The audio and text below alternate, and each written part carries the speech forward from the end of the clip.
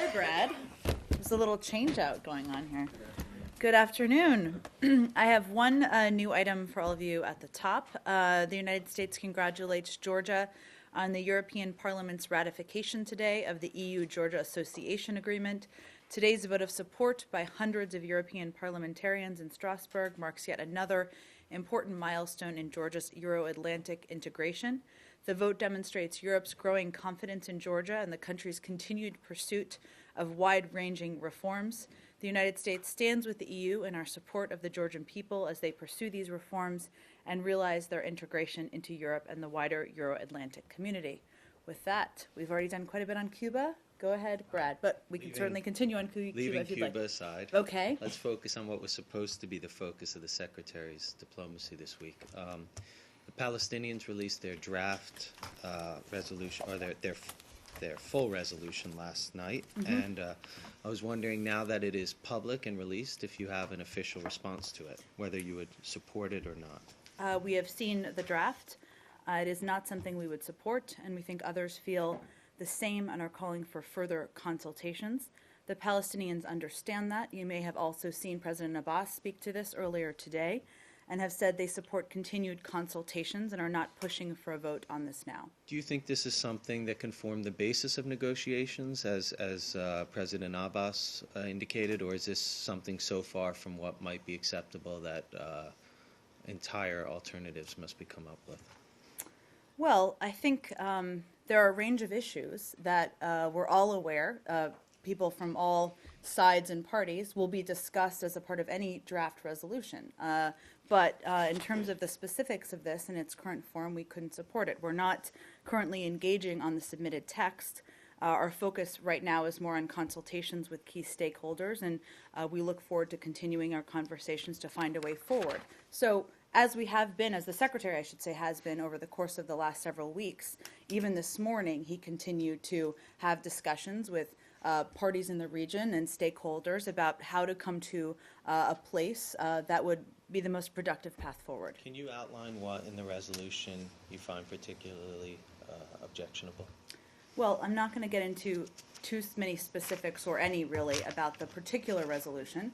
I will say, broadly speaking, in general, our principles have been, which I've spoken about in this room over the course of this week, that we can't support, we wouldn't support, I should say, any action that would prejudge the outcome of the negotiations or would set a specific deadline for withdrawal of security forces. And so those are some of the issues that we've talked about publicly, and certainly the parties are well aware of our concerns about. So it's the content of this particular resolution, not the aim itself of Security Council terms of reference that you find objectionable. It's what the specific... Correct, and I think that's an important point, Brad. I think the Secretary spoke to this a little bit yesterday, but historically we have supported UN Security Council resolutions related to Israel. It's not that we haven't, but obviously the content is important. That's why we're working with all of the stakeholders to determine an appropriate path forward. And then I just have one last one, Sure. and then I'll yield.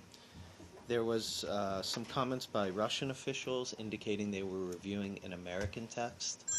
Can you tell us if there is an American text, and if there's not, can you categorically state that there is no American text? Well, Brad, there have been a range of ideas out there and a range of ideas from many parties, and certainly we have our own ideas. But there's one proposal that's so far been put forward at the UN. What we're doing right now is having discussions with a range of parties. So you've put forward some of your own ideas about what could be in a resolution? Well, no, what I'm referring to is I think we've been clear about what our principles are and the fact that we support, or we could support, certain forms of resolution. But again, those discussions are private. We're having them not with just the Russians, but with many countries in the region as well.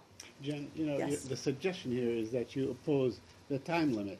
But isn't, in fact, when the Secretary suggested his 9-month period, that was a time limit? Why do you oppose to a 2-year period? Well, Saeed, they're entirely different things. Well, So let me enlighten. spell it out a little for you, although I suspect you know why they're different things, but I'll still do it. The 9-month timeline, Saeed, was about coming to an agreement for a path forward with the negotiations. That wasn't a timeline or a deadline for security changes. Those agreements need to be made between the parties. That's the difference between the two.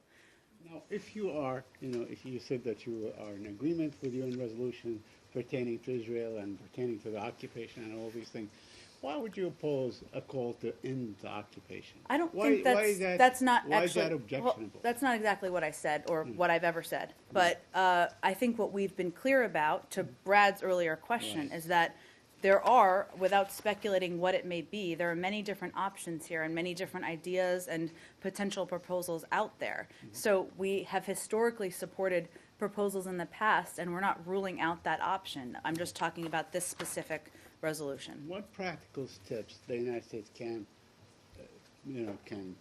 propose alternatively to this UN resolutions and so on, that you can move on forward? Because obviously things were frozen in place, during the negotiations. So what practical steps that you can suggest to get things really moving forward with, something on the horizon that you can see? Well, Said, it's not just about the United States proposing practical steps. We've been engaging, and we're continuing to engage with the parties about a productive path forward. We're obviously not going to talk about those private conversations publicly because that would defeat the purpose, but that's been ongoing. It's not just about what steps will we take. We're already having these discussions with the parties. If this thing, can I just follow? Let's very just do quickly? one more and then we'll move on. One more, Go ahead. I promise. Okay. If this thing comes up in January, when the Security Council changes on January 1, many members will come, and I think that whatever Palestinian proposal is submitted at the time is likely to gain a great deal of support, including probably your allies, France and Britain and others.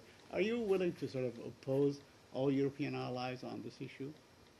Well, that's highly speculative and hypothetical, Said. I think, one, as I mentioned before, the Palestinians are not pushing for a vote right now. I don't know where they'll be in January. As you may know, there are some UN Security Council resolutions that are put forward and voted on within 24 hours, and some draft resolutions that are discussed for months. We don't know what the path forward will be in this case. Go ahead. I just want to be clear.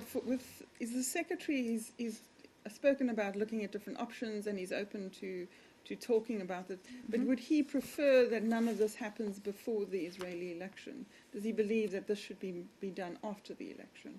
Well, I think the secretary doesn't think that it's, and he spoke to this yesterday, that there should be any steps that interfere with. Now, there are many forms that could take, and I'm not going to spell that out more specifically for you. He does believe, and we do believe, that if you do some kind of terms of reference in a Security Council resolution, that would be not what we would consider a unilateral step in the conventional sense of the term. So that's not obviously where we are at this point, but he's discussing a range of options with the parties. More on this, or should we move on to a topic? Okay, go ahead. You mentioned that the Secretary had additional conversations with parties in the region today. Do you know specifically who he spoke to today? And then secondly, is there consideration underway as a result of these talks of any new provisions to push the peace process forward?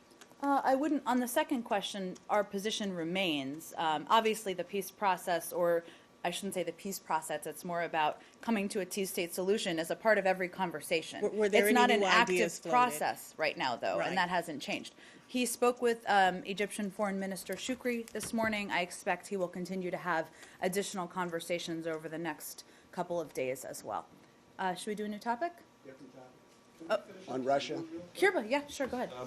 Can you confirm that it was Ben Rhodes who was the first high-ranking U.S. official to make the trip after this process was initiated? And if that's true, why was it that a National Security What Council trip figure? did you mean?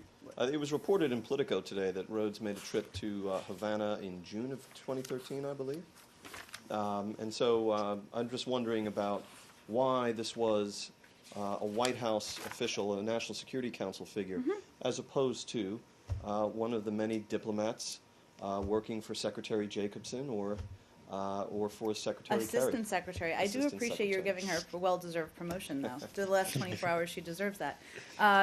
I would say, and I spoke about this a little bit yesterday, and certainly I can confirm, and the White House has spoken to this, that he was one of the officials who was part of these negotiations. It's important to note, though, that this is a policy process and a change in our policy that the Secretary has supported from not just the beginning of his tenure as Secretary, but long before that when he was in the Senate. And one of the first conversations he had with President Obama, they talked about Cuba, about taking this job. They talked about Cuba and changing this policy. And so he has been involved in this by obviously consulting with the White House, including the officials who've been involved in this, and Susan Rice and the president, but also he's spoken multiple times with the Cuban foreign minister. As we all know, there's been a lot of tough work behind us, but there's a lot of tough work ahead, and he and Assistant Secretary Roberta Jacobson are tasked with doing quite a bit of that moving forward.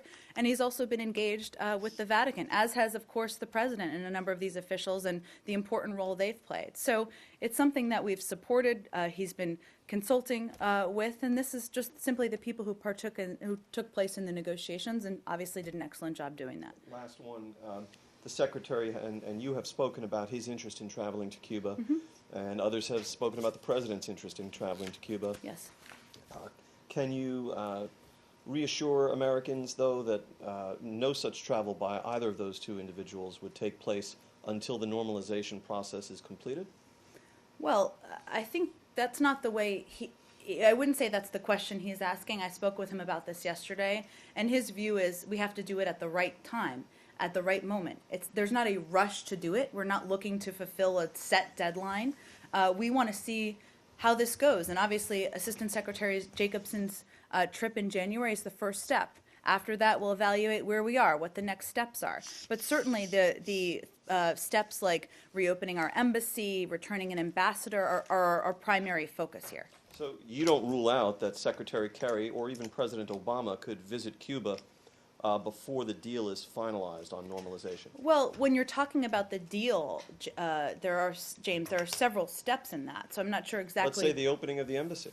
Do you rule out that either of these two officials would visit Cuba prior to the opening of the Well, I embassy? can assure you that, while it's not a hard and fast rule, that is our first primary focus, is of reestablishing diplomatic relations. And I don't think anyone should plan for a need for a visa before those steps are moving forward. And we're going to monitor that and see when it's an appropriate time for the Secretary of State to visit. Can I ask a quick question on the embassy itself? Sure. A technical question. Would it be the same old property that you guys had in Havana? Yes. And in exchange, it'll be the same old Cuban embassy here? Well, I will mean, leave that to the yes, Cubans to okay. determine. Obviously, we'd work with them on that, but it would be the same building for us. Yes, and Okay. you may know this already, Said, but we already have a large presence in Cuba, one of the largest of any country, and we have an active interest section there already. So. Okay, and Mike, quick follow-up on the reason Cuba was placed on the terror list to begin with, the sponsors of terrorism in 1982.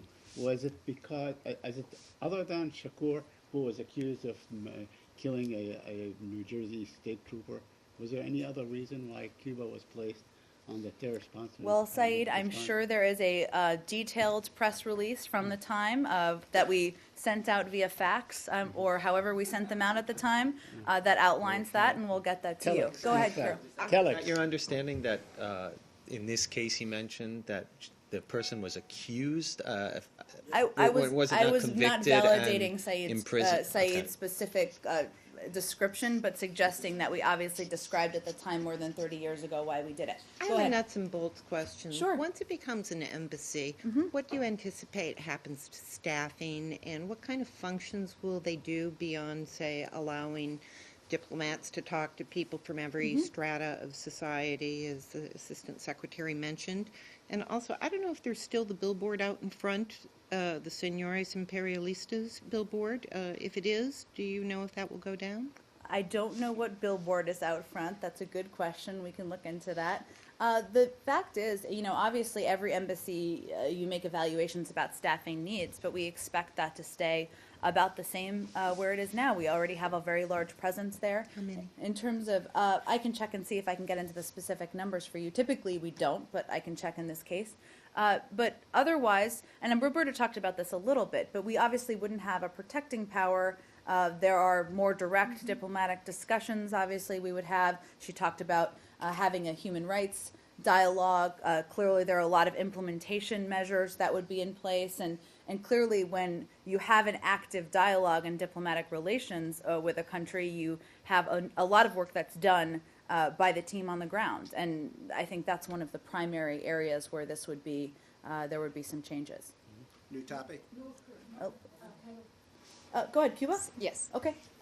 Given the long history between the United States and Cuba, are you taking any special security precautions when you're opening the embassy as far as being concerned about espionage, spying? As you know, we don't talk about that and specific security measures that we take, because if we outline it to you, it defeats the purpose of doing it. But there hasn't been a change in terms of official travel warnings or advisories or anything along those lines in this case, and I haven't heard an indication that there will be one. Yeah, North Korea, did you say? North Korea, correct. Can we go to one more question in Cuba? Sure, go ahead. It's been mentioned by different U.S. officials that these new ties, or that the old policy hindered relations with other countries in the hemisphere, in the Western Hemisphere. Do you think that the new policy is going to help relations in countries like Venezuela, Ecuador? It's a great question, and I actually wish somebody asked Roberta about this, because she's been talking to a range of countries and leaders over the course of the last 24 to 48 hours, as has Secretary Kerry. And we do absolutely feel that our policy has been outdated and broken, and it has hurt our relationships in the region, because we've kind of been an outlier in how we have dealt with our relationship with Cuba. And we think, based on some of our conversations, but also what we thought might happen, this will warm some of our relationships. Now, as you know, there are issues beyond our approach to Cuba that we have with some of the countries you mentioned. So I'm not suggesting that things will change dramatically, but certainly the announcement was greeted warmly in the region, and I think, and not just in the region, but really around the world. The Secretary met with 28 European ambassadors today, and this is one of the topics that they were really excited to talk about. So we'll see what happens, but certainly it was well received, and we're hopeful it will mean an opening and an opportunity in the region. Go ahead. Has the United States officially recognized that the cyber attack was caused by North Korea? Well, the U.S. government continues to actively investigate this attack. The FBI has the lead for this investigation, and we will provide an update at the appropriate time on attribution. Let me also note, since you gave me the opportunity, we have offered Sony Pictures Entertainment support and assistance in response to this attack, and we would for any private sector entity who suffered a similar attack. And I also would stress that, given the destructive efforts or effects of this attack, we're treating this as a national security matter, and as such, members of the President's national security team have been in regular meetings regarding this attack. When one looks at this, is there any indication yet that any other country was involved in this, other than, I mean, could it have been that any other country was enlisted to help with this? I'm just not going to speculate on that, because there's an ongoing investigation happening now. Could I follow up on that, Sure. please? You mentioned that you're treating it as a national security matter. If you make the determination that elements of the North Korean government were involved, could this be seen as almost as an act of war against you? And what kind of measures could you be contemplating, even if you're not saying that it's that, to retaliate or to take a response? Well, I'm not going to put new labels on it. As is true with any national security matter, we will always consider a range of options to shape our response, and certainly that's part of what the national security team would discuss. But given we haven't even announced specifics about the findings of an investigation, I'm not going to announce, and I'm not sure we will announce what range of options we're considering until we make a decision if we're going to proceed with an option. Could they include something like more sanctions, or are there so many sanctions on North Korea anyway that there isn't much room There for are manoeuvre? a range, as you know. I'm not going to put things on the table or off the table at this point in time, given we haven't even made a determination yet. Jen, given that you guys have said that you respect the right of Sony to stop, to withdraw, to stop the release of this movie, I understand that, but do you think this sets a bad precedent? I mean, it's already put one other movie has already been sort of withdrawn from production that had to do with North Korea. do you think this might lead to further kind of attacks of this nature being carried out if people see that it's been successful? Well, I wouldn't put it in those terms. I will say that, Elliot, we, of course, are aware of their announcement regarding the interview. The United States will always stand for and support artists and entertainers' rights to produce and distribute content of their own choosing. And certainly we also support the right of companies, including companies in the movie industry, to make their own decision. We have no involvement in such decisions, as you know, and we're extremely concerned about any attempt to threaten or limit artists' freedoms of speech or of expression. And our belief is certainly that that value, whether it's freedom of reporting, freedom of speech by individuals, freedom of expression in artists and artistic content, is something that is not only a value for the United States, but one that, you know, should be universally. And so that's what we support. Sure. Go ahead. But you don't have any concern, though, that this kind of thing might be happening with more frequency in the future as a result Well, of I this? think it's important for everybody to understand, or remember, I should say, because I think you do all understand this, that there have been a range of cybersecurity concerns we've had about access to certain companies, even government information, or trying to get into government information over the course of time. This isn't a new phenomenon. It's one of the reasons why federal government departments and agencies work with the private sector and entities to bolster their cyber defenses and mitigate disruptions they may suffer and investigate intrusions that have occurred. And that's something that's ongoing, but I wouldn't draw a connection between the two. Go ahead. You just stated that it was because of the effects of this action that the United States government is classifying it as a national security matter. Besides Angelina Jolie's bruised feelings or the cancellation of the release of a film, what effects do you have in mind? Well, I think we take any cybersecurity intrusion seriously, because our own cybersecurity is something that we have seen an uptick in concern about over the course of the last couple of years. And what I mean is that cybersecurity is a national security issue. And any time there's a big hack of a major company or an industry, that's something we have to take a look at and see what the implications are of it. And you mentioned an offer of support and assistance to Sony, as you say, has been offered to other private firms in similar circumstances. What does that support and assistance consist of exactly? Well, in addition to determining, continuing to work with Sony on who is responsible, they're making sure, the FBI is making sure that they are sharing all the information they can about this attack with Sony and other potential targets.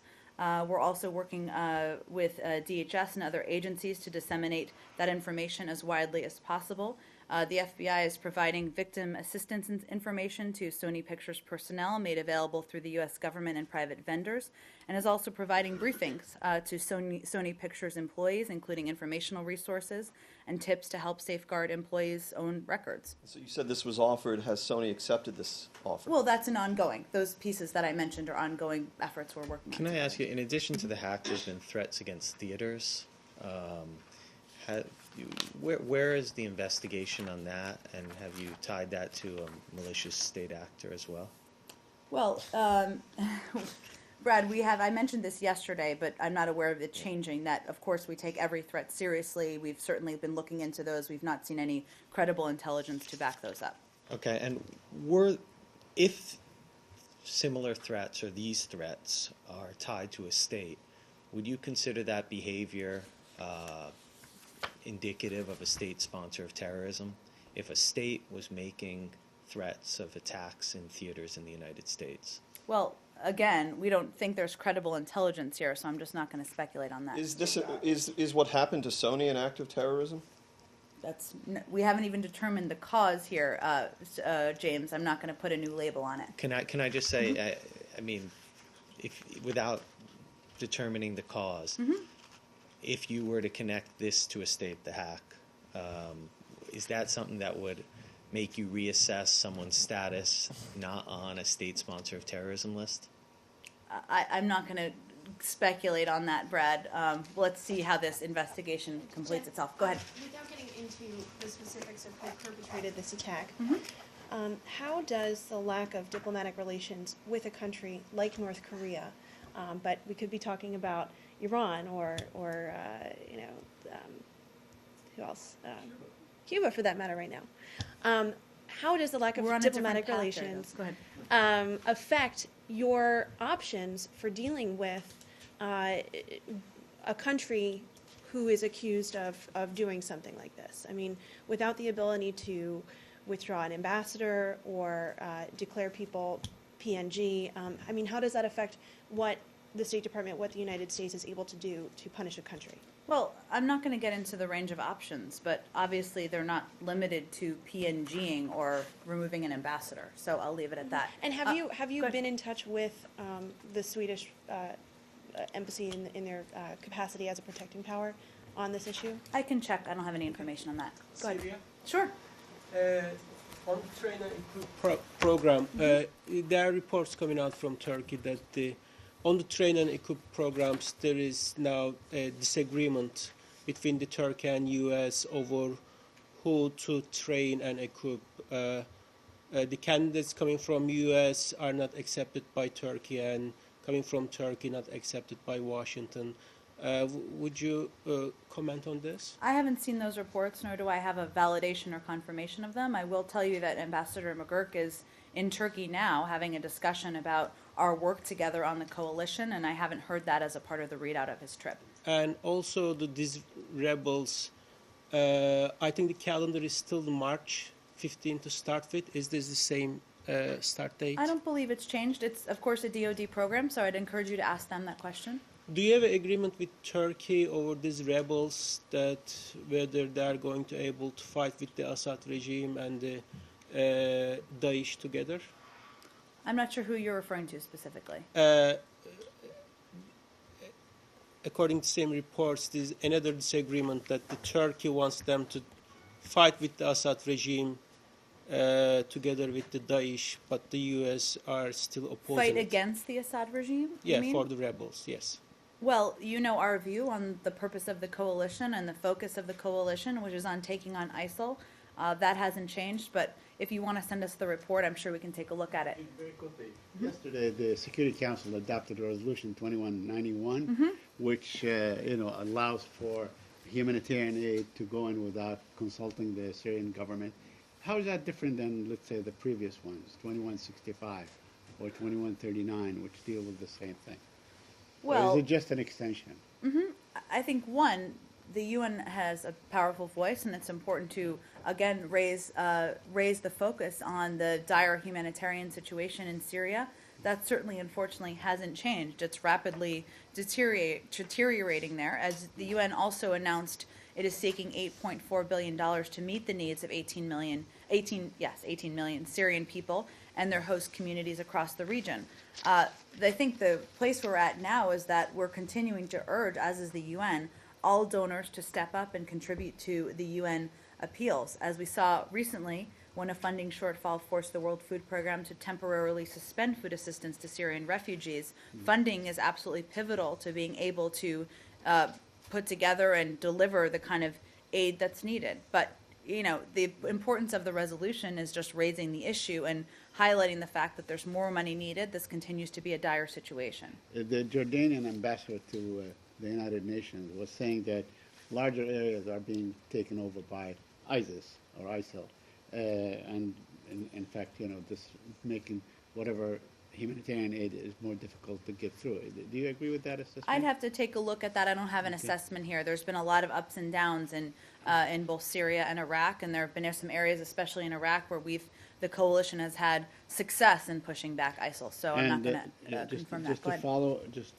To follow up, there are reports that in fact there is a depletion, or you're running out of targets to bomb in Syria, and consequently there's been a lull in this bombardment. Do you have any comment on that? Well, I'd refer you to the Pentagon for details on airstrikes and targeting. I saw that report. I'm not sure about the analysis. I would point you to the Pentagon, who I think has disputed the analysis.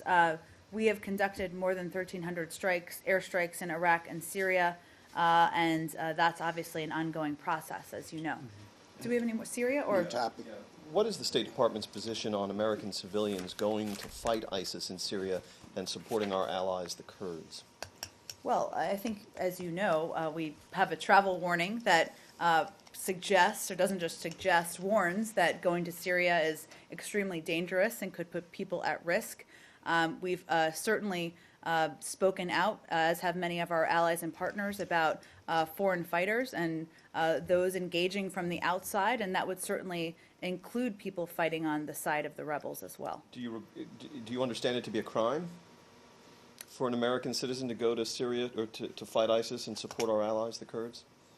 Well, I'd have to look at the legal question you're asking. It's certainly something we have spoken out against or opposed to, and I'm sure I can talk to the lawyers if there's a specific legal implication of it.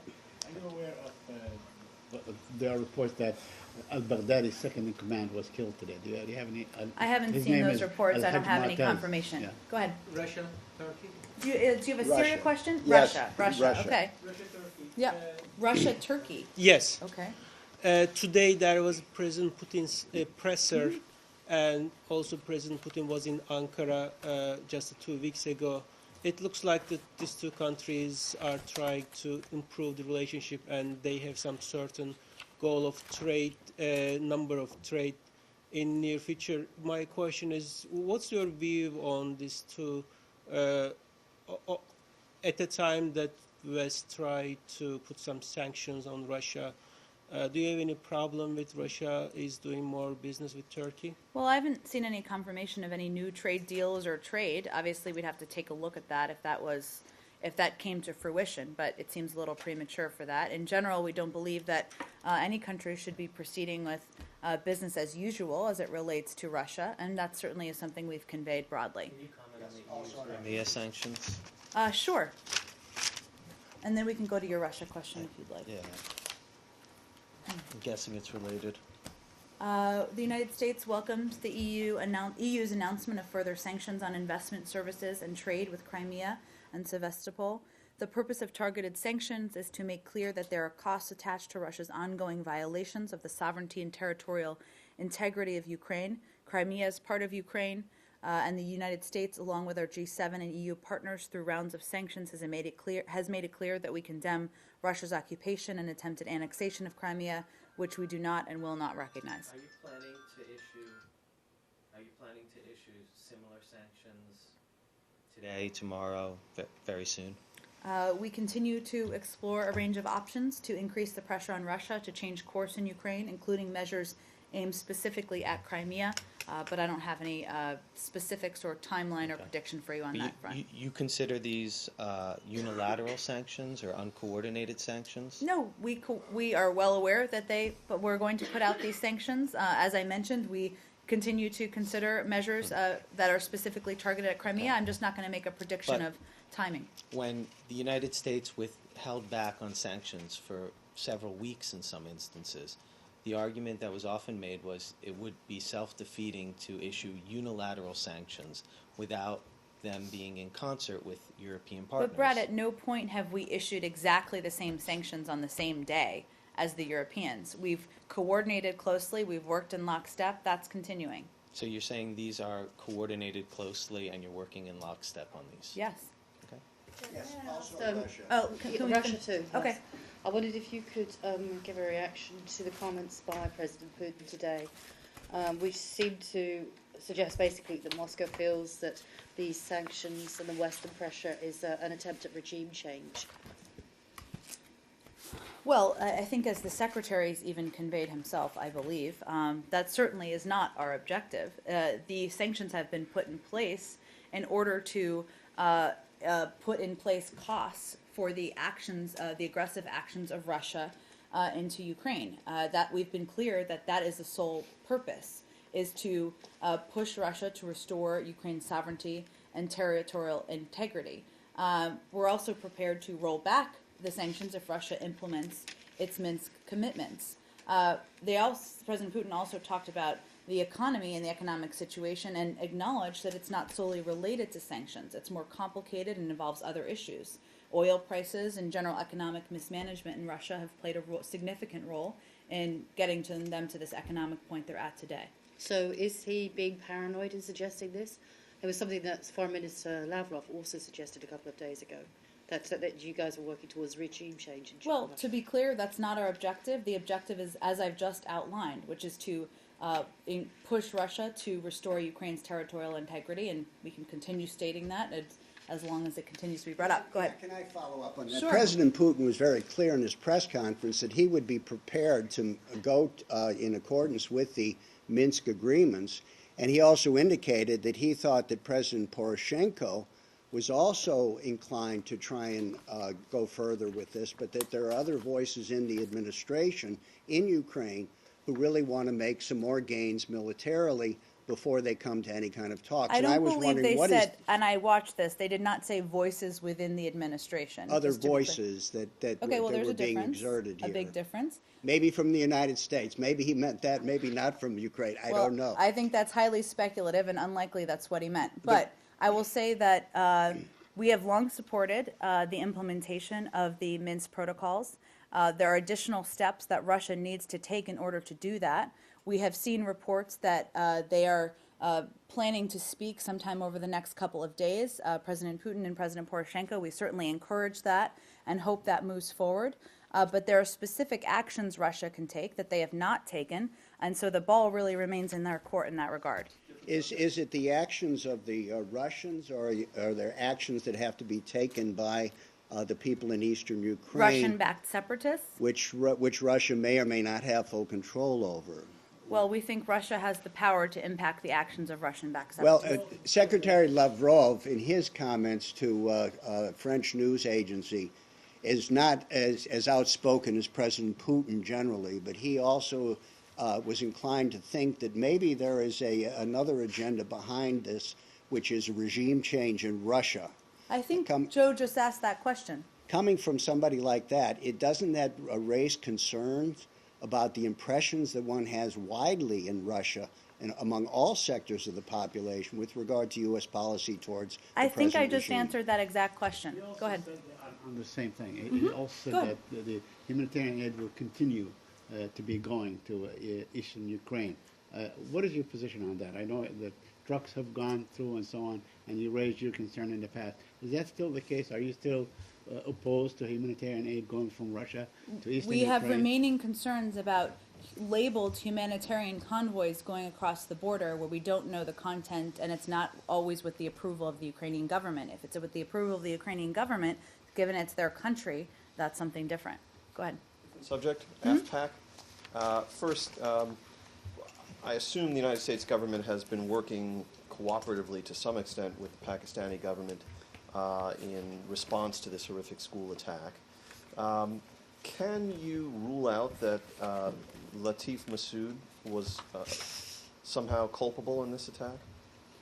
Well, there have been a range of, the TTP, as you know, has claimed credit. We don't have any confirmation of that. So I'm not here to rule out or confirm any specifics because we don't have that information at this point in time. We have been working closely with all levels of the Pakistani government, stand ready to provide assistance as necessary, and we, of course, would welcome increased cooperation as well with the government.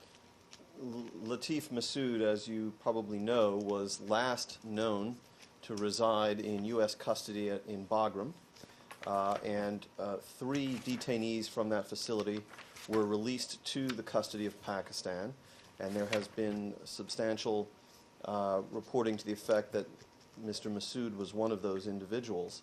It has also been further suggested that he may have somehow been released from Pakistani custody and taken part in this attack. That's why I was asking. I understand, and there's a lot of reporting and speculation out there, understandable given the how horrific this attack was.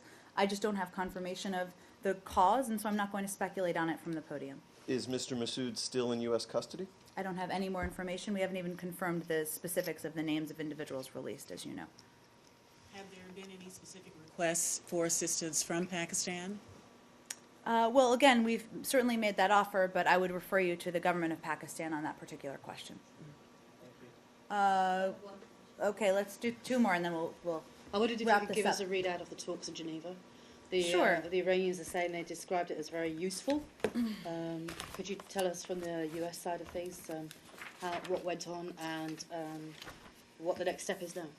Well, I can give you a logistical readout, but I'm not going to give you a substantive readout.